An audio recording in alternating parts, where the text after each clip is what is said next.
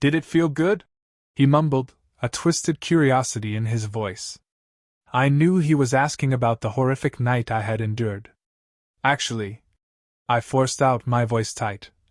It was so horrifying I screamed your name repeatedly, trying to erase the terror from my mind. I glanced back at him with a dark smile, the kind that held more pain than anything else.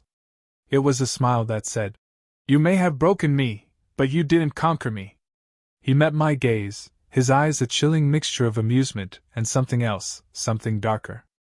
I couldn't decipher it, but the shadow in his gaze was enough to send a shiver down my spine. Without waiting for his reply, I turned and sprinted up the stairs, my heart pounding against my ribs like a frantic bird trapped in a cage. The fear that had been subdued, frozen in the aftermath of the night's horrors, was now a raging inferno, consuming me from the inside.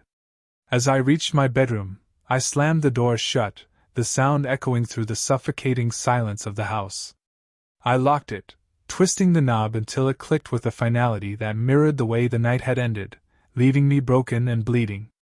It felt like the memories of that night were clawing at my sanity, trying to drag me back into the abyss of pain. I could still feel the sting of every cut, the metallic tang of blood filling my mouth, the raw terror that had choked my screams. The night had turned into a bloodbath, a terrifying transformation from the luxurious, decadent fantasy I had envisioned to a brutal, nightmarish reality. Derek, my so-called sugar daddy, had become a monster. His facade, a mask of wealth and charm, had been shattered, replaced by a predatory hunger that I hadn't even known existed. The dim light of his office, usually a refuge of comfort and expensive furniture, had been the backdrop of my nightmare. I remember the way his gaze had fixed on me, a chilling intensity that made my skin crawl. It was a gaze that saw me not as a woman, but as a plaything, a vessel for his twisted desires, his insatiable hunger for control. He had initiated the ritual with a practiced ease, a chilling calm that sent shivers down my spine. "This," he had said, his voice a silken caress, "is where we break the rules." He had been holding a beautiful, polished knife, its blade glinting menacingly in the dim light. His words had been a whisper, a forewarning of the depravity that was about to unfold, but I had been too naive, too trusting, to understand the true meaning behind them. The first cut had been shallow, almost a whisper on my skin, but it had been enough to shatter the illusion of safety. The sharp sting had sent a wave of shock through me, and I had gasped, my eyes widening in horror. He had chuckled, a low, guttural sound that sent chills down my spine, and I knew then that I had made a terrible mistake. The cuts had become deeper, more deliberate, drawing thick, crimson lines of agony across my skin. I had tried to scream, to fight back, but my voice had been a strangled cry, lost in the vastness of the room. And with each cut, the pain had intensified, a searing, agonizing fire that pulsed through my veins. He had moved with a terrifying efficiency, his movements precise and deliberate, like a surgeon performing a macabre operation. The blade had become an extension of his will, an instrument of his twisted desires. He had been relishing it, his face contorted in an expression of pleasure, as he watched my body become a canvas for his brutality. As the room filled with the scent of blood and fear, I had felt my body dissolving into a vortex of pain. The experience was far from the luxury I had imagined. It was a brutal, nightmarish reality, a tapestry of pain and humiliation woven with the threads of my own naivete. He had stopped only when the pain had become unbearable, when my body had become a testament to his depravity. He had left me bloodied and bruised, a broken doll discarded in a corner. I had lay there, staring at the ceiling, the pain seeping through me, the raw terror threatening to consume me. And then, he had spoken, his voice a mocking whisper. "Did it feel good?" I had stared at him, my eyes filled with a mixture of anger and despair. "I'm not your plaything," I had choked out, my voice hoarse. "I'm not your toy." He had laughed, a harsh, grating sound that echoed in the silence of the room. "You misunderstand," he had said, his eyes glinting with a perverse amusement. "We're just getting started." He had left me in the darkness, the echoes of his laughter ringing in my ears, the scent of blood clinging to my skin like a shroud. I knew then that I had to escape. I had to get away from him, from his depravity, from the nightmare he had unleashed. I had to get out of that house, out of that city, out of that prison he had created. I spent the following days in a haze of pain and fear. I tried to convince myself that it was a nightmare, that I was safe, that it was all just a bad dream. But the reality of my situation kept intruding into my fragile world. My body was a map of the night's horrors. Each scar told a story, each bruise a testament to the pain I had endured. I felt like a broken doll, discarded and forgotten, a victim whose spirit had been crushed under the weight of his cruelty. The guilt, the shame, the self-loathing gnawed at me, like a pack of wolves tearing at my flesh. I had been so naive, so desperate for someone to care. I had built a fantasy, a world where I could pretend to be someone else, someone better, someone powerful. But the reality had shattered my illusion, leaving only the shards of my broken dreams. I knew I had to find a way out. I had to find a way to escape his grasp, to regain my freedom, to reclaim my life. I spent days planning, formulating strategies, gathering the strength to face the nightmare again. I knew he would be watching me, his eyes always scrutinizing, waiting for the opportune moment to strike again. But I also knew I was stronger than him. I had survived the worst. I had survived his cruelty, his depravity, his twisted games. I would not be his victim anymore. I would not let him break me. The night I escaped, the city was shrouded in a thick fog, a cloak of secrecy that mirrored the darkness within me. I moved through the shadows, my heart beating like a drum in my chest. I could feel his eyes on me, his presence a cold, venomous serpent slithering through my thoughts. But I didn't stop. I pushed forward, driven by the burning desire for freedom, for vengeance, for the chance to reclaim my life. I knew I couldn't outrun the past, but I could outrun him. I could escape his clutches, and I would. I would make sure he never touched another woman again.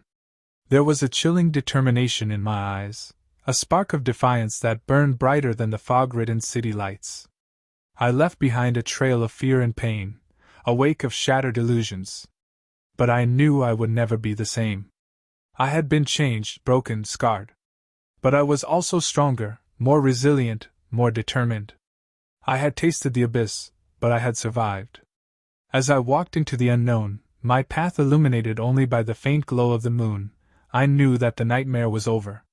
But I also knew that the journey was just beginning. I had a long road ahead of me, a road paved with pain, with guilt, with fear. But I was ready. I was ready to face it, to conquer it, to rise above the ashes of the nightmare. I would be free.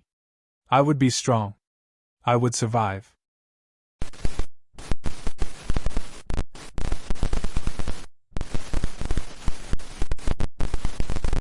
I looked up, my tears spilling down my cheeks as I squinted through the oppressive darkness. His hulking figure emerged from the shadows, a malevolent grin barely visible, the dim light catching on the sharp edges of his teeth. My throat tightened, trying to scream, but only choked, silent gasps escaped my lips. I staggered to run, but his vice-like grip wrapped around my waist, lifting me off the floor like a rag doll. He slammed me onto a cold, unforgiving surface, the impact sending a shockwave of pain through my body. It wasn't the floor, I realized with growing horror, but the metal table in the basement, my haven turned into a horrifying stage for my demise. The dim light barely illuminated the glint of the knife he brandished, a glistening, serrated blade that promised unspeakable agony. He had been my sugar daddy, a facade of charm and wealth hiding a monster. Now, he was my executioner, and the knife gleamed with a sickening red sheen, reflecting the blood already staining his hands. "Don't you love it when I take control, sweetheart?" he rasped, his voice dripping with cruel pleasure. "You always liked a bit of rough, didn't you?" My heart hammered against my ribs, a frantic, desperate drumbeat against the cold, steel silence of the basement. The smell of dust and mildew mingled with the metallic tang of blood that filled the air. His eyes, dark and predatory, seemed to pierce through my soul, reflecting the darkness that resided within him. The first cut was excruciating. The blade dragged slowly across my skin, slicing through flesh with a wet, ripping sound. Blood erupted in hot, pulsing streams, spraying across the room in a gruesome, crimson mist. I felt it, the sharp, searing pain, a visceral wave of agony that washed over me. He laughed, a low, guttural sound that echoed in the cramped space. "Look at you, all red and raw," he said, his voice a sickening blend of amusement and malice. "You're quite a beautiful sight, you know." I struggled against his grip, my body racked with spasms of pain and terror. The fear was paralyzing, the sense of helplessness overwhelming. I wanted to scream, to fight back, but the pain, the sheer, brutal, unrelenting pain, stole my voice. Each movement of the knife seemed to revel in the deep, jagged lacerations it created. The edge cut deeper with every swipe, tearing through muscle and sinew, leaving a trail of crimson carnage in its wake. I felt the blade graze my ribs, the sharp sensation of exposed bones sending a wave of nausea through me. I wanted to faint, to escape the reality of it all, but the pain kept me anchored to the cold, unforgiving table, a prisoner in my own body. My screams were swallowed by the terror and the roaring of my own heartbeat. The pain was overwhelming, intense, searing, and relentless. It was a symphony of agony, a chorus of pain that resonated through my entire being. Blood pooled beneath me, mixing with my tears, turning the floor into a grotesque, gory tableau. It was a scene from a nightmare, a twisted, macabre canvas painted with my blood.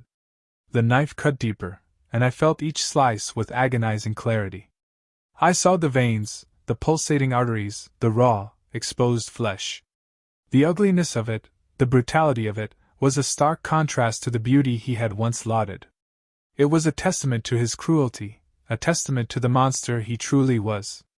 The scent of blood filled the air, a metallic tang that choked me, a reminder of the violence I was enduring. It was a foul stench, a smell that clung to my senses, a haunting reminder of the terror I was living through. "Do you remember that night we met?" he said, his voice laced with a chilling, familiar intimacy. "You were so innocent then, so eager to please. You thought I was your savior, didn't you?" His words were like a dagger to my heart, twisting the knife already buried within my soul. The memory of that first meeting, the promise of a better life, the illusion of love, all crumbled into ashes under the weight of this dark reality. "I was a fool," I whispered, my voice ragged and weak.